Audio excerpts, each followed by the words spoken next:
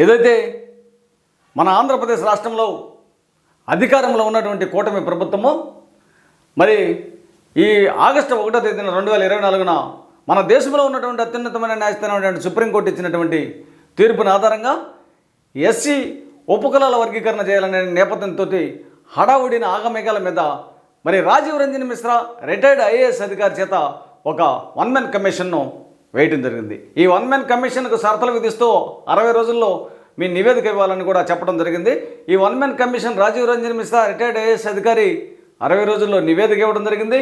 ఈ నివేదికను వెంటనే మరి వర్గీకరణ చేయడానికి మంత్రిమండలిలో ఆ తర్వాత శాసనసభలో శాసన మండలిలో లఘు చర్చల ద్వారా దాన్ని ఆమోదింపజేసి మరి ఆర్డినెన్స్ ద్వారా మరి 59 ఉపకులాలను 3 గ్రూపులుగా విభజించి వర్గీకరణ చేసినటువంటి ఆంధ్రప్రదేశ్ రాష్ట్ర కూటమి ప్రభుత్వం అయితే ఈ ఆర్డినెన్స్ను వ్యతిరేకిస్తూ ఖండిస్తూ దీన్ని మన రాష్ట్రంలో ఉన్నటువంటి హైకోర్టులో నిన్న జడా శ్రావణ్ కుమార్ గారు అనేటటువంటి ఆయన జేబీఎంరావు పార్టీ అధ్యక్షుడు మరి సవాల్ చేస్తూ పిటిషన్ దాఖలు చేయడం జరిగింది.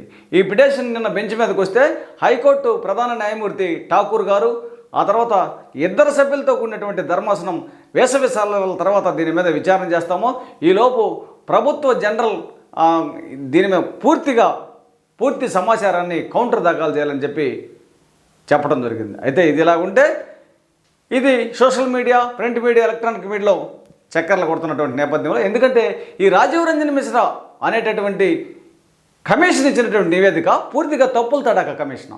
ఇది రాజ్యాంగ వ్యతిరేక కమిషనా, ప్రజాస్వామ్య వ్యతిరేక కమిషనా, సుప్రీంకోర్టు గైడ్లైన్స్కు పూర్తిగా వ్యతిరేకమైన కమిషనా. సుప్రీంకోర్టు ఏ విధమైనటువంటి గైడ్లైన్స్ ఇచ్చినా వాటి మొత్తానికి వ్యతిరేకం కాబట్టి పూర్తిగా తప్పులు తడాక కమిషన్ కాబట్టి ప్రజల్లో, ఆంధ్రప్రదేశ్ రాష్ట్ర ప్రజల్లో ఒక ఆశాభావం వ్యక్తంగా ఉంది. ఎందుకంటే హైకోర్టు స్టే ఇచ్చిద్ది అనే ఆశాభావం వ్యక్తం చేస్తున్నాం. అయితే ఈ ఆంధ్రప్రదేశ్ రాష్ట్రంలో ఉన్నటువంటి నా మాల ఉపకులాలకు, మాల సోదరులకు అందరికీ ఆంధ్రప్రదేశ్ రాష్ట్ర మాల మహానాడు తరపున తెలియజేస్తున్నాం. ఒక పక్క ఉద్యమాన్ని చేస్తూ ఇంకొక పక్క న్యాయ పోరాటానికి ప్రతి ఒక్కరు కథలు రావాలి. ఎందుకంటే నేను నా పరిధిలో మరి కోర్టులో పిటిషన్ వేయడానికి ఆర్థిక స్తోమత లేదన్నది వలన నేను కోర్టులో పిటిషన్ వేయలేదు. మీరు ఒప్పుకుంటున్నాను. ఆ తర్వాత జరిగిన విషయం ఏంటంటే నిన్న జడా శ్రావణ్ కుమార్ గారు వేసినటువంటి పిటిషన్లో ఇంప్లిమెంట్ చేయడానికి నన్ను ఇంప్లిమెంట్ చేయండి దానిలో అని చెప్పి నేను ఇంప్లిమెంట్ పిటిషన్ వేసుకుంటూ స్వయం లాయర్ లేకుండా నేనే నా కేసును నేనే వాదించుకునే విధంగా ప్రయత్నాలు చేస్తున్నా. అయితే మరికొంతమంది ఈ ఆంధ్రప్రదేశ్ రాష్ట్రంలో ఉన్నటువంటి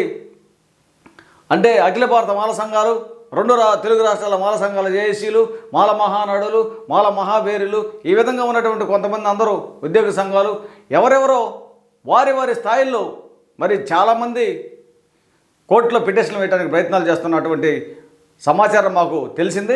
ఎవరు అలా చేయొద్దు.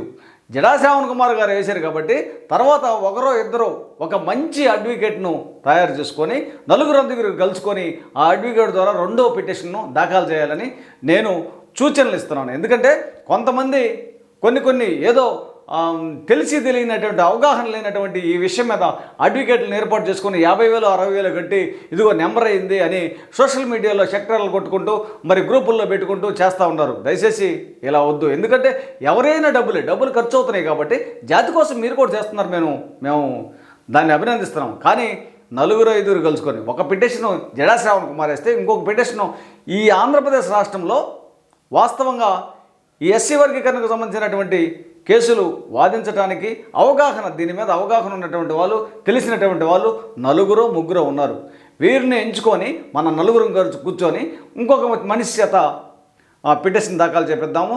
ఆ వేసవి సెలవుల తర్వాత ఖచ్చితంగా ఆంధ్రప్రదేశ్ రాష్ట్రంలో ఈ కూటమి ప్రభుత్వం తీసుకున్నటువంటి నిర్ణయము సరైనది కాదు. ఈ ఆర్డినెన్స్ మీద ఖచ్చితంగా హైకోర్టు మనకు స్టే ఇస్తుంది.